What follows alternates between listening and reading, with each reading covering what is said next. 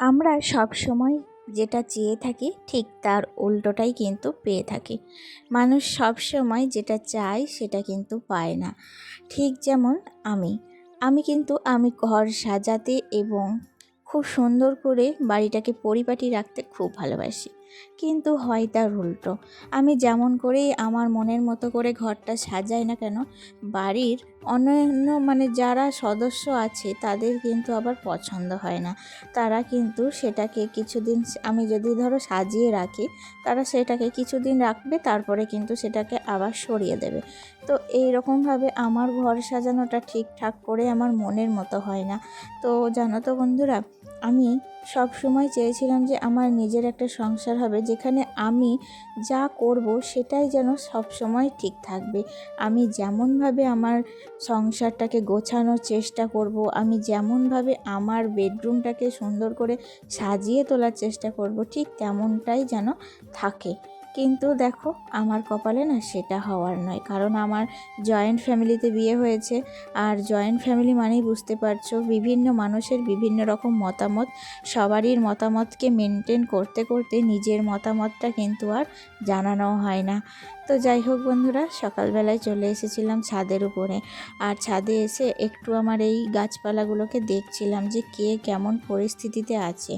কারণ প্রত্যেক দিন সন্ধ্যাবেলায় এখন ঝড় বৃষ্টি হচ্ছে, তাই সকালবেলায় এসে প্রত্যেকটা গাছের গোড়াগুলো একটু দেখছিলাম, কোনোটায় জল জমে আছে কি না, কোনোটা আবার ঝড়ে উল্টে পড়ে গেছে কি না। তো তখনই লক্ষ্য করলাম গোলাপ গাছে কয়েকটা এলা ডাল হয়েছিল, তো সেই ডালটাকে কেটে দিলাম। আর এখানে দেখো, বৃষ্টির জল পেয়ে আমার জিনিয়াগুলো তো মনে হচ্ছে তরতাজা হয়ে গেছে। তো সেইখানে অনেক আগাছা বেরিয়েছিল, তো এই আগাছাগুলোকেও একটু তুলে দিলাম, যাতে তারা রিফ্রেশভাবে বাঁচতে পারে। আমার কিন্তু বেশিরভাগ সময়টাই এদেরকে নিয়েই কাটে, এদের প্রতি যত্ন আর আমার এই সংসার সামলানো, সবটা নিয়েই আমার সারা দিন কেটে যায়। তো দেখো, তারপরে চলে এসেছি ঠাকুর ঘর। আর কি বলো তো বন্ধুরা, ঠাকুর ঘরে কিন্তু একটা আলাদা রকম শান্তি আছে। সকালে যখন বাসি কাজ সেরে একটা কাঁচা কাপড় পরে ঠাকুর ঘরে প্রবেশ করি, মনটা তখন এতটাই রিফ্রেশ হয়ে যায়, নতুন করে একটা এনার্জি পাই। আমার সংসারে যত নেগেটিভ আছে, নেগেটিভ এনার্জিগুলোকে দূরীকরণ করে তারপর কিন্তু পজিটিভ এনার্জিতে, পজিটিভ ভাইব দিয়ে গোটা সংসারকে নতুন করে সাজিয়ে তোলার চেষ্টা করি। যতই আমি নিজের মতো করে না সাজাই, তবুও আমার মনের জোর থেকে কিন্তু আমি সংসারটা চালিয়ে যাচ্ছি। আর আমার মনের জোর কি বলতো, একদিন না একদিন আমি ঠিক আমার সংসারকে নিজের মনের মতো করে তুলতে পারবো। এটাই হচ্ছে আসল কারণ।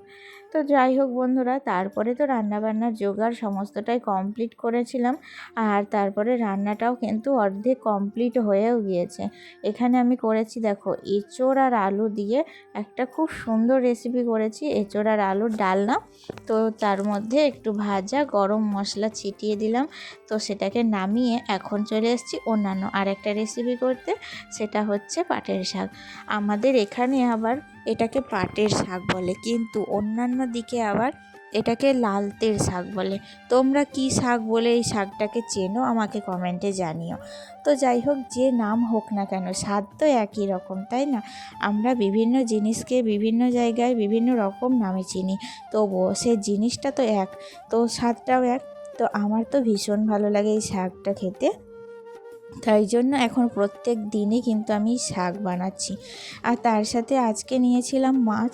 যদিও আমাদের মাছটা না খাওয়া বারণ, কারণ ওই যে বললাম আমার ননদের হাজব্যান্ডের একটু অসুখ হয়েছে, তো সেই কারণে বলছে এখন নাকি নিরামিষ খাতে। কিন্তু ওই যে আমার ছেলে মাছ ছাড়া একদমই ভাত খেতে চায় না, ডিমটা তো এখন মুখেই তোলে না, সেই কারণে ও যাতে একটু খেতে পারে সেই কারণে শত বাধা সত্ত্বেও কিন্তু মাছটা নিতেই হচ্ছে।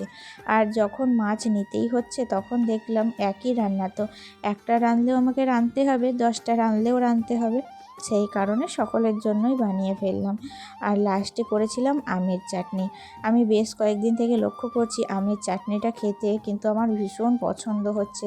এমনিতেই আমি টক জাতীয় জিনিস খেতে ভীষণ ভালোবাসি, তার উপরে আমের চাটনি খেতে কিন্তু আমার খুব মন চাইছে। তো সেই কারণে প্রত্যেক দিন রেসিপিতে আমার ওই যে পাটের শাক আমের চাটনিটা কিন্তু মাস্ট থাকছেই। তো যাই হোক, লাস্টে করেছিলাম নিম বেগুন ভাজা, কারণ ওই যে নিম পাতাটাকে পুড়িয়ে রেখে দিয়েছিলাম, আর এই যে বেগুনটাকে ভালো করে ভেজে নিম পাতার সাথে মিক্সড করে দিলাম। চলো বন্ধুরা, আমার রান্না বান্না কিন্তু আজকের মতো সমস্তটা কমপ্লিট হয়ে গেছে। এবার আমি লাগবো সংসারের কাজে। আসলে দেখবে রান্না বান্নাটা যদি সকাল সকাল কমপ্লিট হয়ে যায়, তাহলে কিন্তু সমস্ত কাজ বেশ স্মুথলি করে আমি করতে পারি। সেই কারণেই দেখো রান্না বান্নাটা ভালো করে কমপ্লিট করে নিলাম।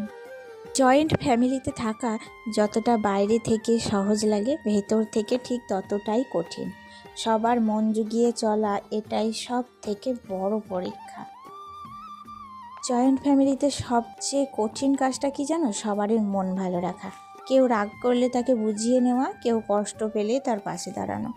অনেক সময় আমার নিজেরও কিন্তু খুব কষ্ট হয়, মনে হয় আমি কি ঠিক করছি, কিন্তু তবুও থামা যায় না, কারণ এই সংসারটাই এখন আমার দায়িত্ব। তো হাজারটা সমস্যা আসে প্রত্যেক দিন, ছোট ছোট কথাতেই বড় বড় পরীক্ষা দিতে হয়। কেউ বুঝুক বা না বুঝুক, আমি কিন্তু লড়াইটা চালিয়েই যাচ্ছি। আর জয়েন্ট ফ্যামিলিতে থাকা সহজ না, কিন্তু ধৈর্য আর ভালোবাসা থাকলে সব কিছু সামলে নেওয়া যায়। সবাই শুধু বাইরেরটাই দেখে, ভেতরের লড়াইটা কিন্তু সবাই বোঝে না। তো অনেকে এই যে ধৈর্যটা রাখতে পারে না বলেই কিন্তু জয়েন্ট ফ্যামিলিতে বাস করতে পারে না। তারা কিন্তু সবারই মন জুগিয়ে চলতে পারে না, তাদের দ্বারা কিন্তু সংসারটা ঠিকমতো করা হয় না। আমি বলবো জয়েন্ট ফ্যামিলিতে সংসার করতে গেলে সব থেকে বড় হচ্ছে ধৈর্য, কারণ ধৈর্য না থাকলে তুমি কখনোই কিন্তু জয়েন্ট ফ্যামিলিতে সংসার করতে পারবে না। এটা কিন্তু আমার বিশেষ অভিজ্ঞতা থেকেই আমি বলছি। আর এদিকে আমি বেডরুমটাকে ভালো করে পরিষ্কার করে নিচ্ছি।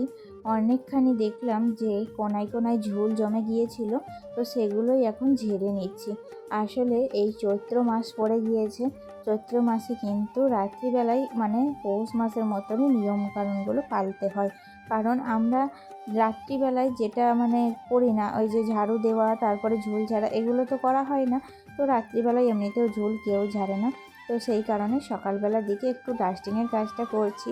যত ঝুলো সব জমেছিল সবগুলোকেই কিন্তু ভালো করে ঝেড়ে নিলাম। তার সাথে আমার দেওয়াল ঘড়িটার প্রচণ্ড পরিমাণে মানে ধুলো পড়ে ঝুল পড়ে নোংরা হয়েছিল, তাই দেওয়াল ঘড়িটাকে নামিয়ে তারপর ওটাকেও পরিষ্কার করে নিয়েছি। আর সব শেষে দেখো ভালো করে বেডরুমটাকে একটু ঝাড়ু দিয়ে নিয়েছি।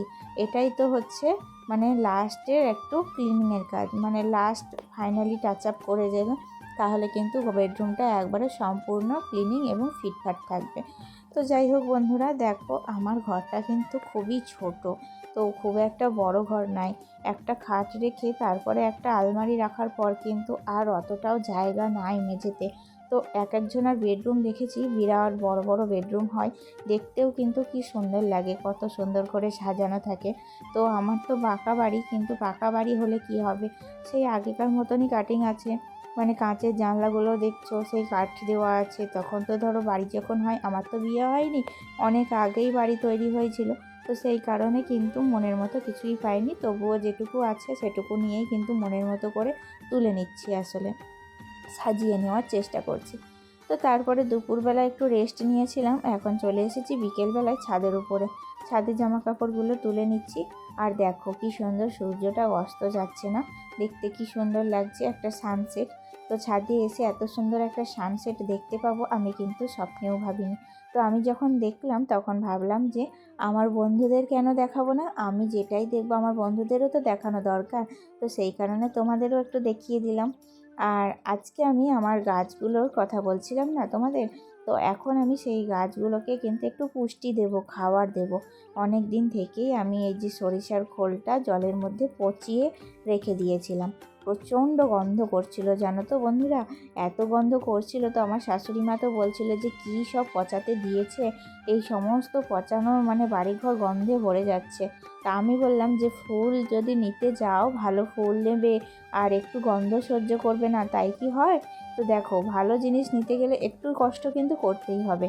তো গাছে সুন্দর সুন্দর করে যাতে ফুল ফোটে, সেই কারণে আমি এই যে একটা ভালো ম্যাজিক জল, এটা কিন্তু গাছের গোড়ায় দিলে গাছ প্রচুর পরিমাণে পুষ্টি পাবে, এবং প্রত্যেকটা গাছ কিন্তু এই বর্ষায় খুব সুন্দর করে বেড়ে উঠবে, গোটা গাছ ফুলে ভরে উঠবে। আর আমার দেখো কবে থেকে না সময় হচ্ছিল না দেবো দেবো করে, তো আজকে সন্ধেবেলায় এই বিকেলবেলায় যখনই এটা দিয়ে গেলাম, তারপরে নিচে যেই গিয়েছি সন্ধেবেলায় রাত 8টার দিকে প্রচুর বৃষ্টি আরম্ভ হয়ে গিয়েছিল। তো আমি তো ভাবলাম যাকগে, আমার এই যে ভিটামিনগুলো দিলাম সমস্তটাই বোধহয় জলে ধুয়ে চলে যাবে। তবুও বৃষ্টিটা অতটাও পরিমাণে হয়নি, হালকা হয়েছিল, কিন্তু একটু বৃষ্টি কিন্তু হয়েছিল আর প্রচুর ঝড় হয়েছিল।